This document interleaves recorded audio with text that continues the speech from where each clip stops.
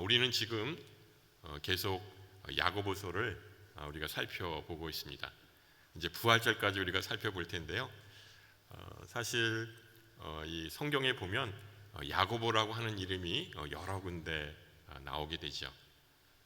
세베대의 아들 야고보, 또 알페의 아들 야고보, 예수님의 제자들이었습니다.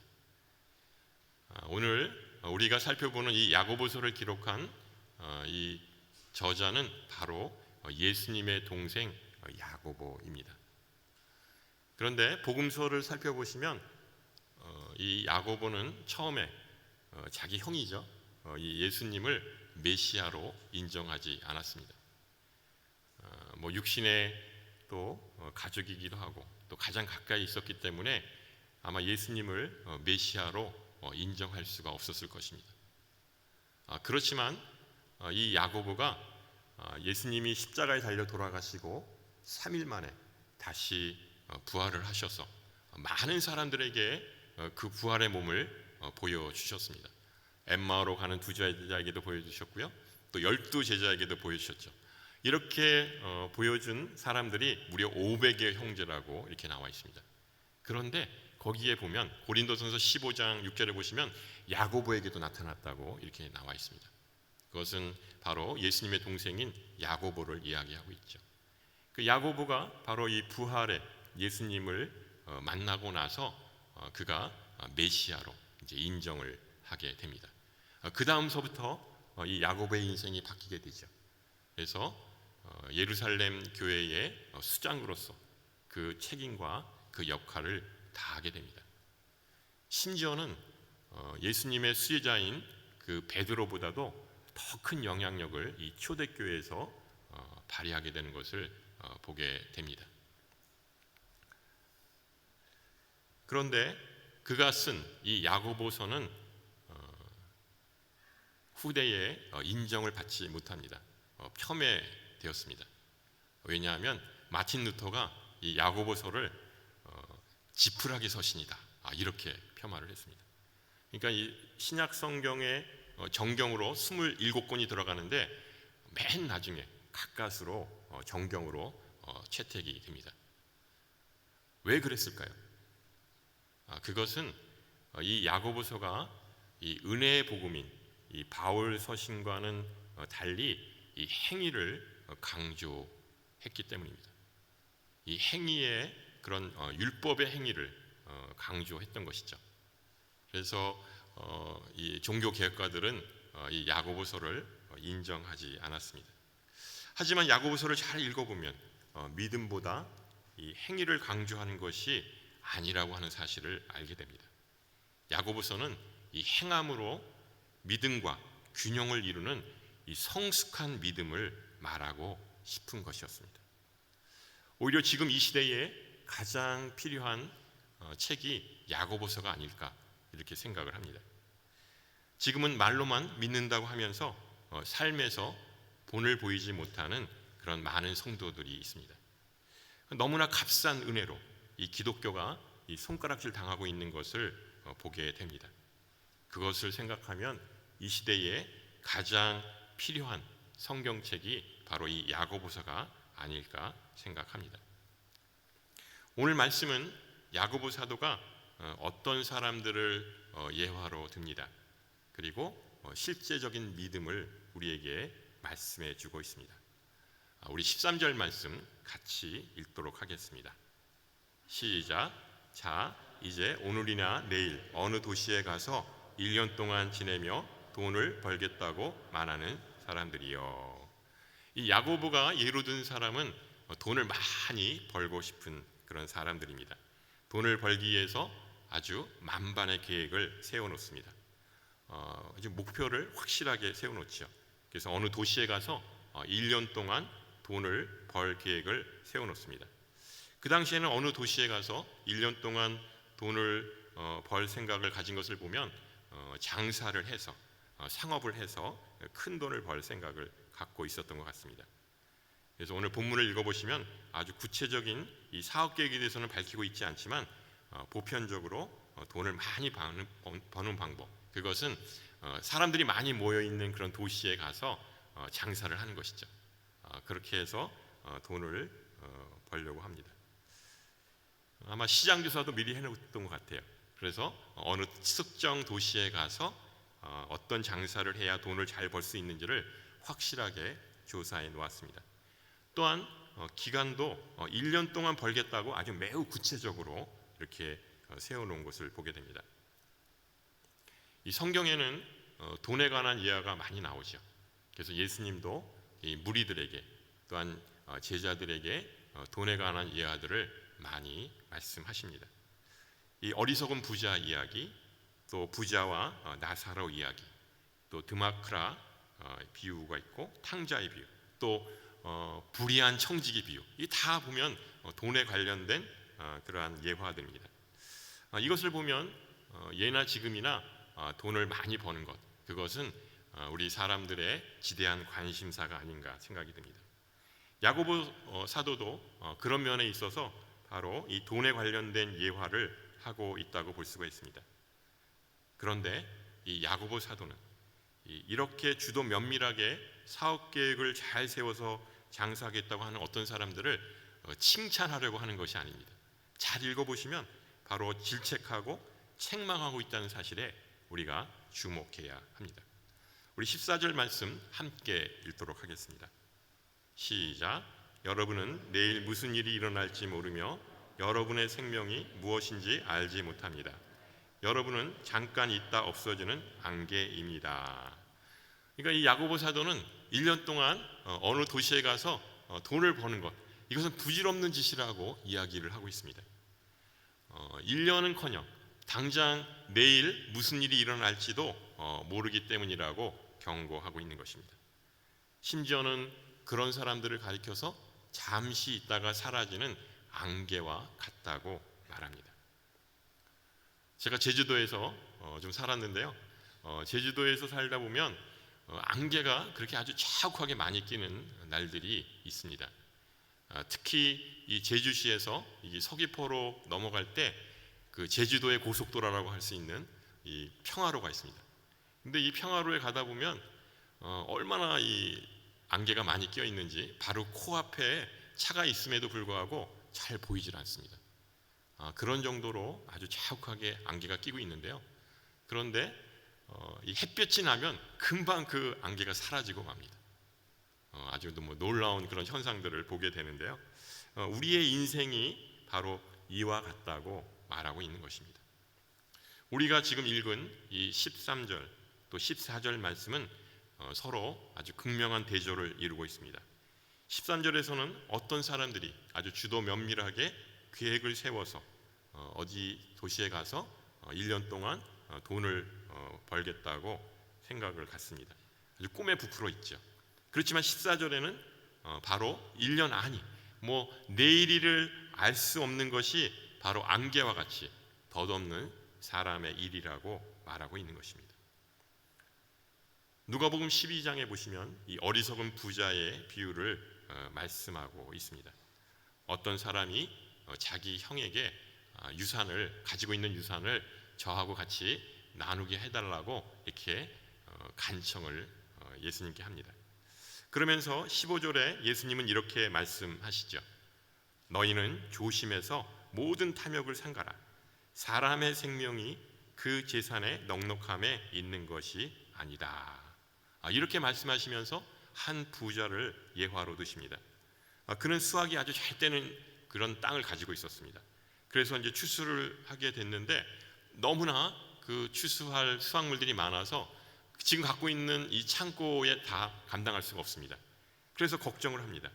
그래서 지금 있는 창고를 부수고 더 큰 창고를 지어서 이 수확한 모든 이 곡식과 물건들을 쌓아두려고 합니다. 그러면서 이 부자는 자기 영혼에게 이렇게 자랑하면서 말을 합니다. 영혼아, 여러 해 동안 쓸 물건을 많이 쌓아두었으니 이제 편히 쉬고 먹고 마시고 즐겨야겠다. 이렇게 자기 영혼에게 자랑을 합니다. 그랬더니 하나님께서 이렇게 말씀하십니다. 이 어리석은 사람아, 오늘 밤 내 영혼을 내게서 찾을 것이다. 그러면 내가 너를 위해 장만한 것들을 누가 갖게 되겠느냐. 마치 안개와 같은 그런 허무한 인생을 말하고 있는 것입니다. 그런데 여기에서 가장 중요한 것 하나가 빠져 있습니다. 그건 무엇일까요?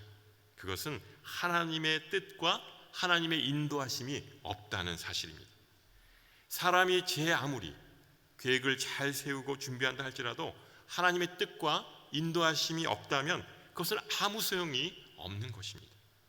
그래서 잠언 16장 9절에 보시면 이렇게 나와 있습니다. 우리 함께 읽겠습니다. 시작.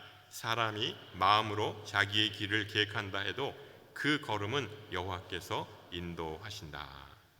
그러니까 우리가 어떠한 상황 속에서 어떠한 삶을 산다 할지라도 하나님의 인도하심을 잊지 말아야 하는 것이죠. 이제 15절 말씀해 보시면 이렇게 나와 있습니다. 그러니 여러분은 주의 뜻이면 우리가 살기도 하고 이런저런 일을 할 것이다 라고 말하십시오.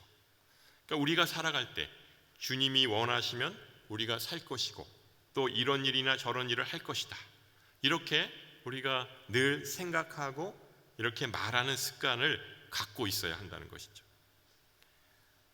16절 말씀에는 또 이렇게 나와 있습니다. 그런데 여러분은 교만한 마음으로 자랑합니다. 이러한 자랑은 모두가 다 악한 것입니다. 그러니까 우리가 자랑하는 것, 그것은 허탄한 자랑이고 이것은 교만한 마음에서 나오는 자랑이라는 것이죠. 근데 그 근원은 악한 것이라고 이렇게 말씀하고 있습니다. 그러니까 우리의 삶의 모습이 허탄한 자랑이 되어서는 안 됩니다. 성경에는 예수님께서 우리들에게 이러한 것들을 엄중히 경고하고 있습니다. 마태복음 7장 21절에서 23절 말씀인데요, 우리 함께 읽도록 하겠습니다. 시작. 내게 주님 주님 하는 사람이라고 다 하늘나라에 들어가는 것이 아니다. 하늘에 계신 내 아버지의 뜻대로 행하는 사람이라야 하늘나라에 들어갈 것이다. 그날에는 많은 사람들이 내게 말할 것이다. 주님 주님, 우리가 주의 이름으로 예언하고 주의 이름으로 귀신을 쫓아내며 주의 이름으로 많은 기적을 일으키지 않았습니까? 그때 나는 그들에게 분명히 말할 것이다. 나는 너희를 도무지 알지 못한다. 불법을 행하는 사람들아, 썩 물러가라. 주의 이름으로 예언도 하고 귀신도 쫓아내고 또 많은 기적을 일으켰지만 또 사람들의 칭찬을 듣고 또 자랑거리가 됐지만 이거 아무 소용이 없다. 그것은 악한 것이다. 이렇게 말씀하고 있습니다. 왜죠? 하나님의 뜻에서 온 것이 아니라 자기 교만으로부터 나온 것이기 때문입니다. 그리고 자랑거리로 삼았기 때문입니다.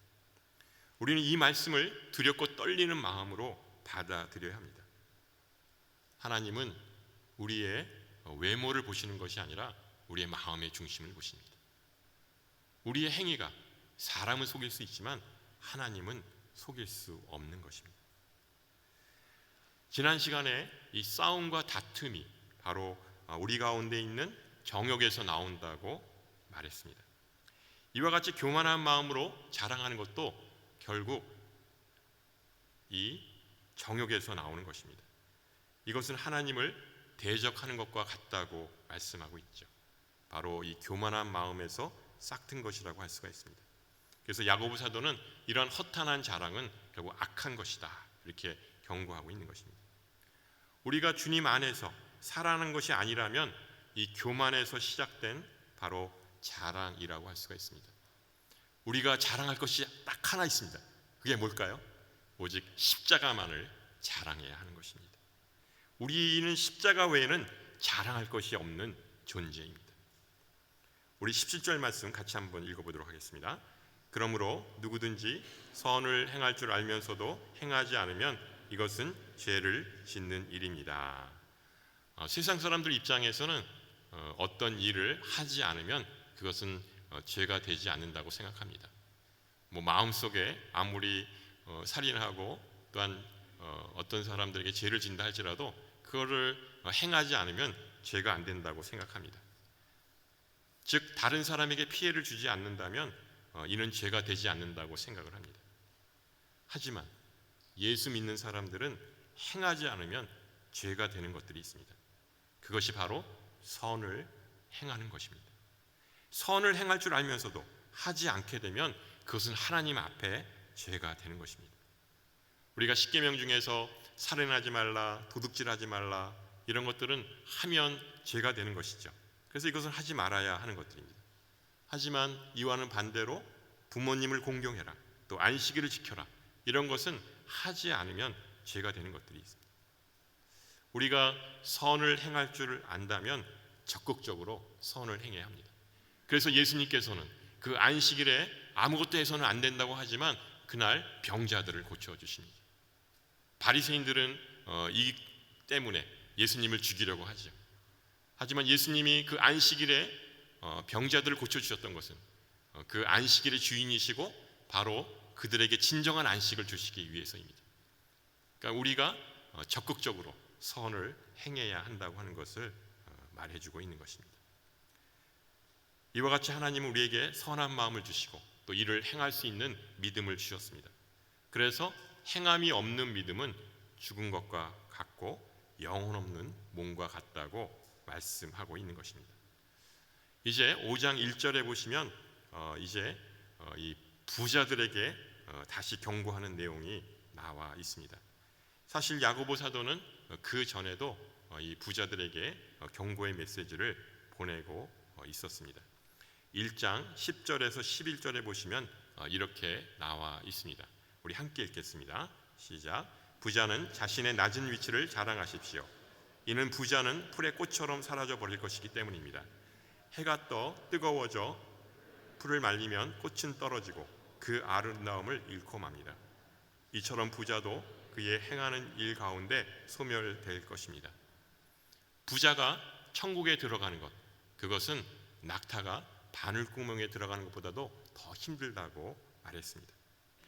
왜 야고보 사도는 이렇게 부자들에게 엄중한 경고를 하고 있는 것일까요?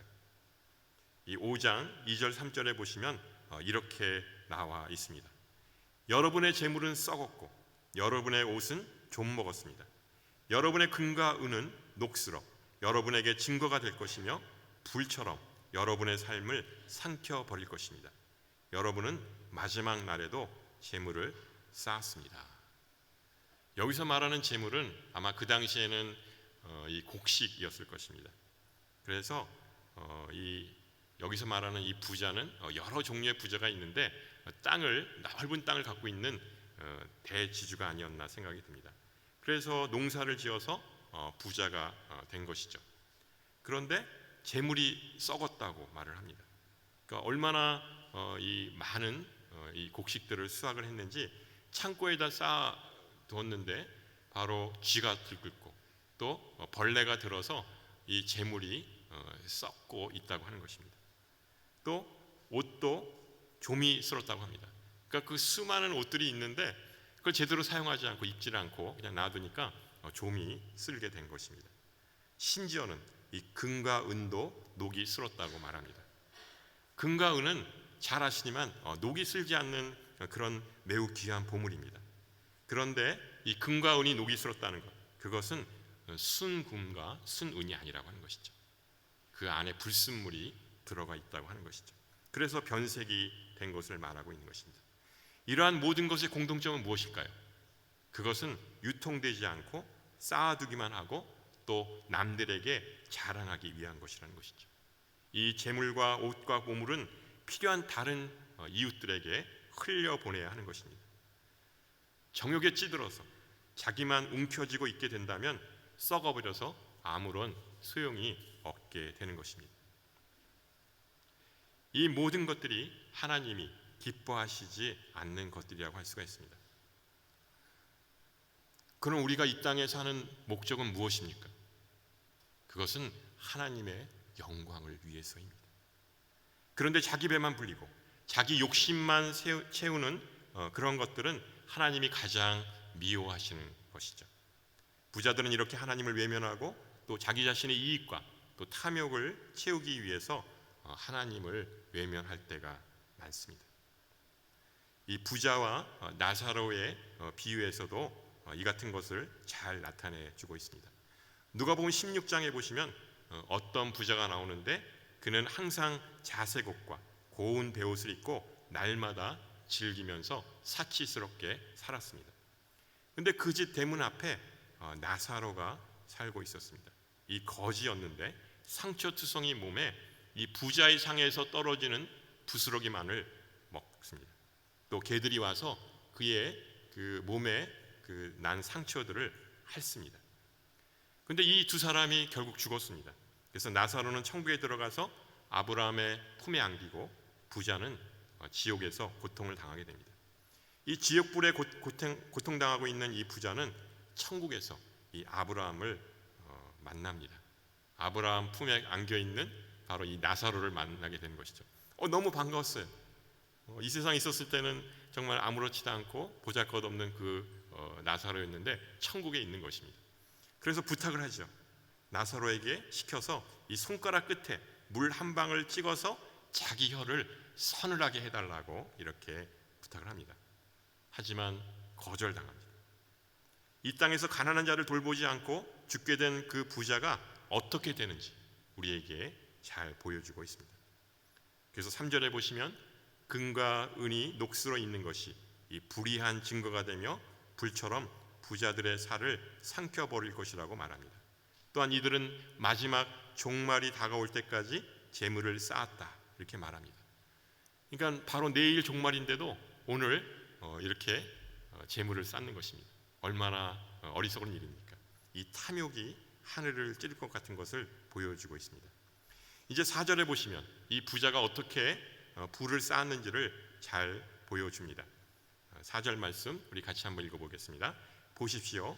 여러분이 밭을 가는 일꾼들에게 지불하지 않는 품삯이 소리를 지르며 추수하는 사람들의 울부짖는 소리가 만군의 주의 귀에 들렸습니다.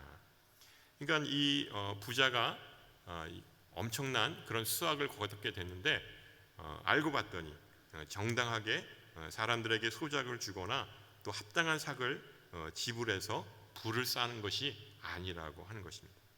이 밭을 가는 일꾼들에게 품삯을 지불하지 않았습니다. 몇 달씩 임금 체불을 하는 것입니다. 그 예전에 뉴스에 보면 특히 뭐 추석이나 아니면 구정 때 이렇게 임금 체불한 그런 기사들이 굉장히 많이 나왔습니다. 그래서 이 구정 때나 이제 추석 때가 되면 각 가정마다 돈이 많이 필요하잖아요. 다른 때는 모르지만 그때는 이렇게 돈이 들어와야 그래야 제대로 명절을 세울 수가 있는 것이죠. 그런데 그것을 악용해서 임금 체불을 하게 되면 정말 얼마나 고통스럽고 힘든지 모릅니다. 지금이야 뭐 이 법적으로 그런 것들을 이제 제재를 하기 때문에 그런 일들이 많이 없지만 또 외국인 노동자들에게 이러한 일들이 많이 발생이 됩니다. 왜냐하면 불법 체류자라고 하는 것을 이렇게 악용해서 임금 체불을 하는 경우가 굉장히 많죠. 그러니까 이 기업주 입장에서 직원들에게 임금 체불을 하는 것, 이것은 있어서는 안 되는 일입니다. 신명기에도 보면 그 오래된 그 옛날에도 이런 일이 있었던 것 같습니다. 그래서 하나님께서 이 엄중하게 경고하는 메시지를 주고 있습니다. 신명기 24장 15절 말씀입니다. 우리 함께 읽겠습니다. 시작. 그에게 그날 해지기 전에 일당을 주어라. 그는 가난하기 때문에 그 일당에 급급해 하는 것이다. 그렇지 않으면 그가 너에 대해 여호와께 부르짖을 것이니 내게 죄가 될 것이다. 그러니까 정말 하루하루 그 일당을 받아서 이제 근근히 살아가는데 정말 그 일당은 생명줄과 같은 것이죠. 근데 그 일당을 받지 못한다면 한 사람만 고통당하는 것이 아니라 그 가족 모두가 다 굶주리게 되고 고통을 당하게 되는 것이죠. 그래서 지금은 이 임금 체불은 아주 매우 엄중하게 다스리고 있습니다. 예전에 그 제가 직장 생활했을 때 보면 이렇게 누런 봉투에 이렇게 그 월급을 이 현금으로 이렇게 넣어서 줄 때가 있었습니다. 뭐 지금이야 다 그 은행 계좌로 싸기 때문에 사실 그런 월급을 받을 그런 기회가 없지만 옛날에는 그렇게 줬거든요. 그러면 온 가족들이 너무 기뻐하고 또 그날은 이제 뭐 불고기 파티도 하고 아주 굉장히 신나는 날이 됐죠. 아마 그런 기억이 있으실 겁니다. 그러니까 이렇게 제때제때 그 삭스를 받아야 하는데, 그렇지 않으면 온 식구가 생고생을 하게 되는 것을 보게 됩니다. 그래서 만군의 하나님께서 이렇게 가난하고 임금을 못 받는 사람들의 울부짖는 소리를 들었다고 말씀합니다. 정말 그 소리를 듣는 하나님의 마음은 얼마나 아프시겠습니까? 그래서 가난한 사람들이 억울한 울부짖음을 들으시고 이 응답해 주신다고 강력하게 말하고 있습니다.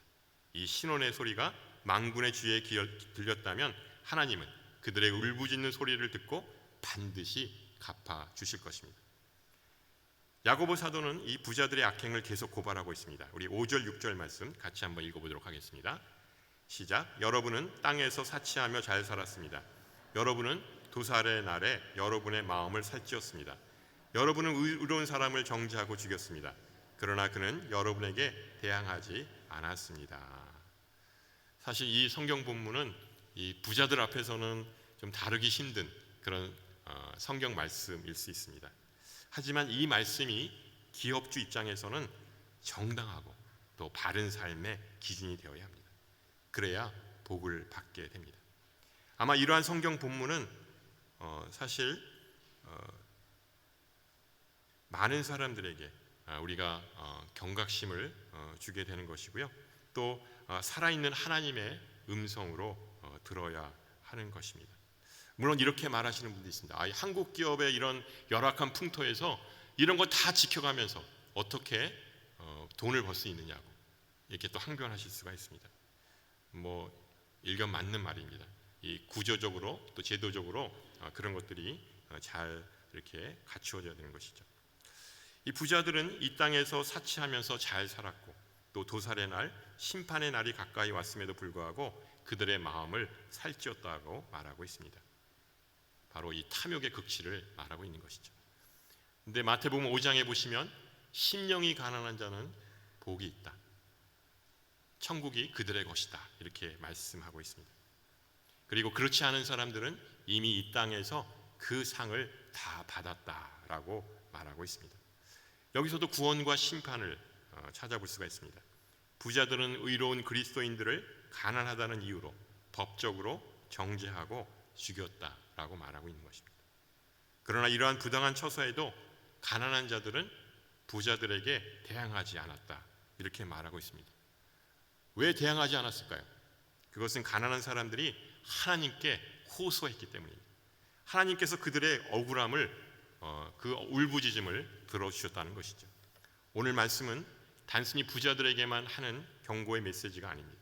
우리 모두가 하나님을 의지하기보다는 자기 자신만을 의지하고 하나님 없이도 잘 살 수 있다고 생각하는 그 모든 교만한 자들에게 주는 경고의 메시지라고 말할 수 있습니다.